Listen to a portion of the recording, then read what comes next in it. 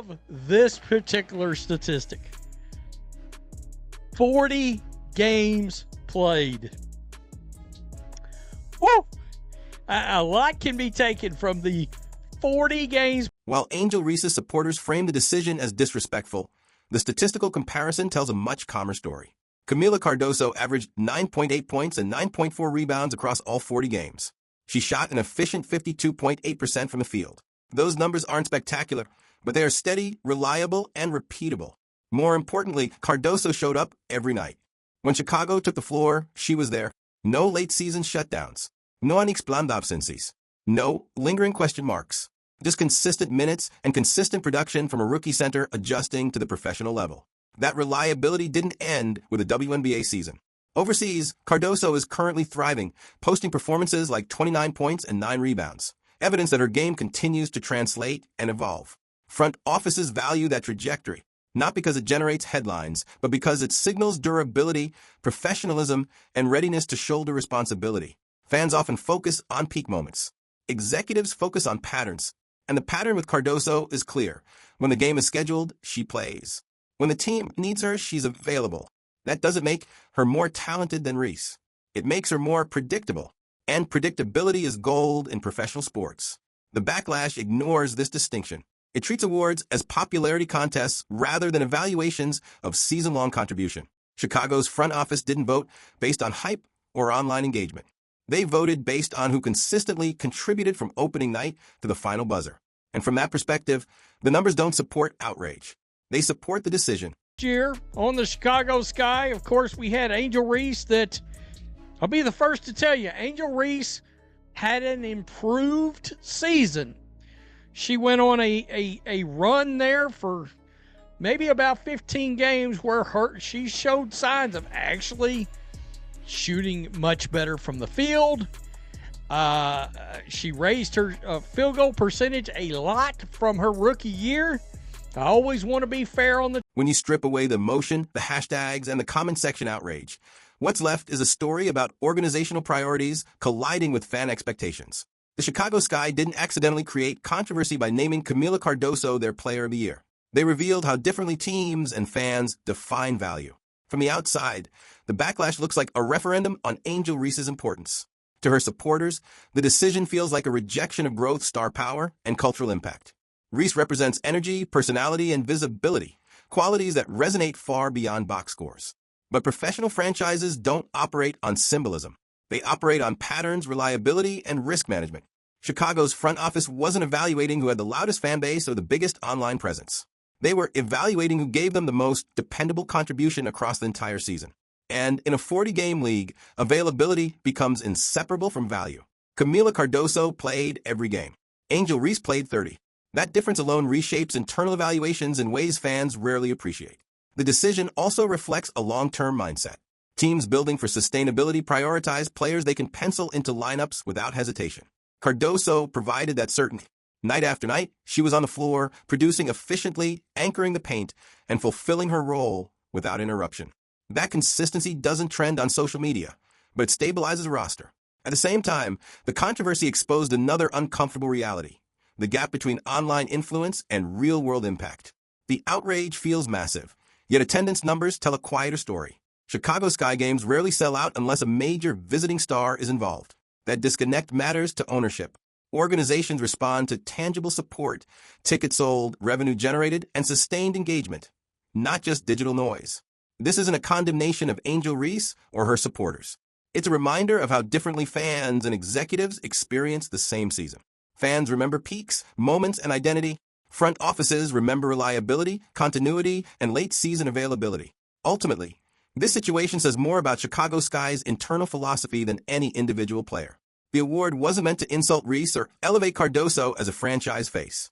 It was meant to reinforce a message. Consistency is non-negotiable, and being present matters as much as potential. The backlash may fade, but the implications won't. This decision signals how the organization plans to move forward and what it expects from anyone it truly builds around. You guys know I'm a huge Camila Cardoso fan. I do. I believe this is the player that the Sky should be building around.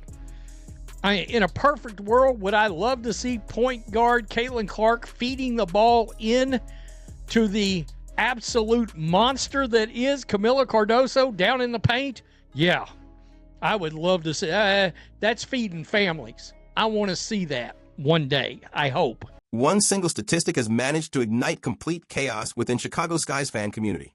The moment the franchise announced Camila Cardoso as their Player of the Year, the reaction was immediate and explosive.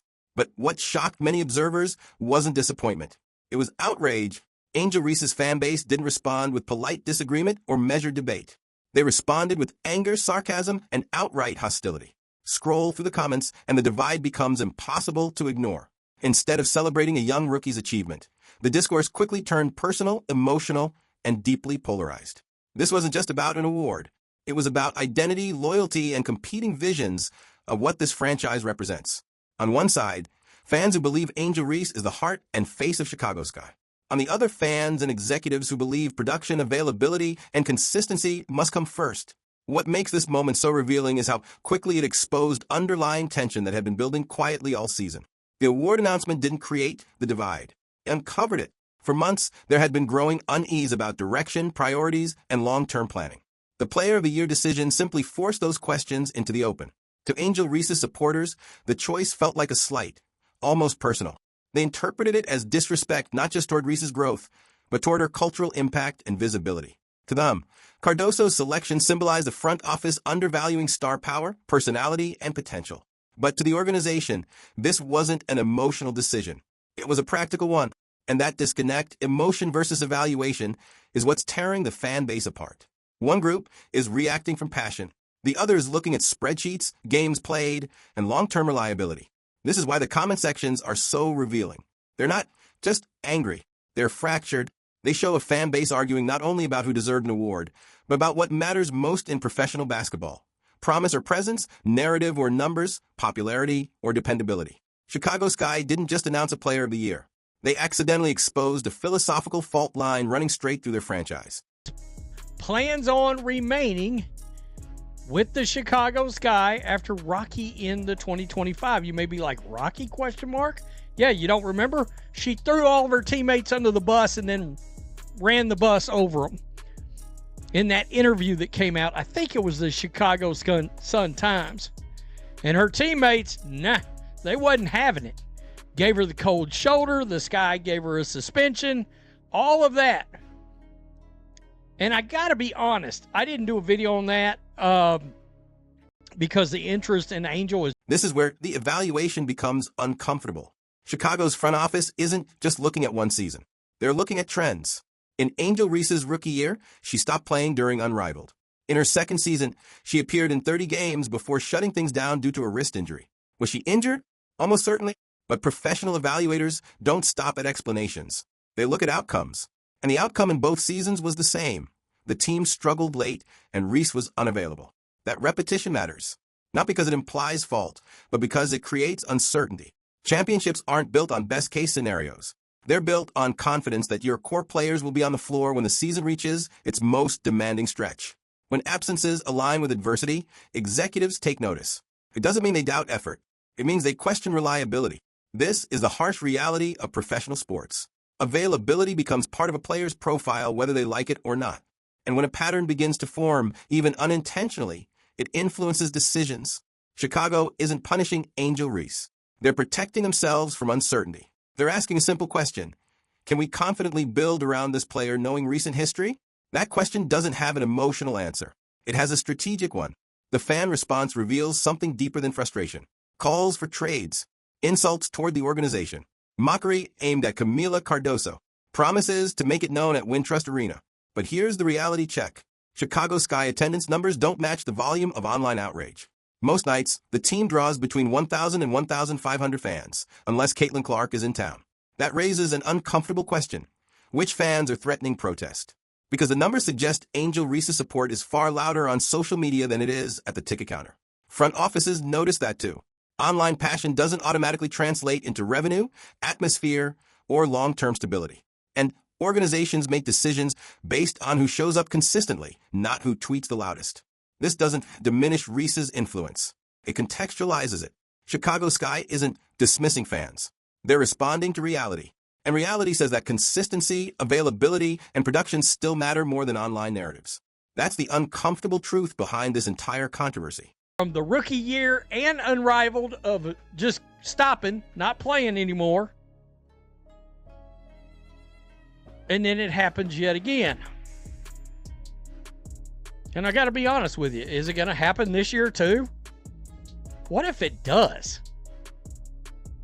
So, this got met with a lot of response. The Angel Reese fans are not happy. I mean, unbelievable. Are you rooting for the Sky? You're rooting for Angel? You're shitting on a really damn good player right there, by the way. Before emotions take over completely, it's important to establish what is not being debated. Angel Reese did improve in her second season. Her shooting efficiency increased compared to her rookie year, and for a stretch of roughly 15 games, she displayed noticeable offensive development. Her footwork looked sharper. Her confidence grew. That progress is real, and no serious analyst is denying it. However, front offices don't evaluate players in isolation or highlight reels. They evaluate them within context. And the most critical piece of context in this decision was availability. Angel Reese appeared in 30 games. Camila Cardoso appeared in all 40. In a league where the regular season consists of only 40 games, missing 10 is not a footnote. It's a quarter of the season. That's not about talent.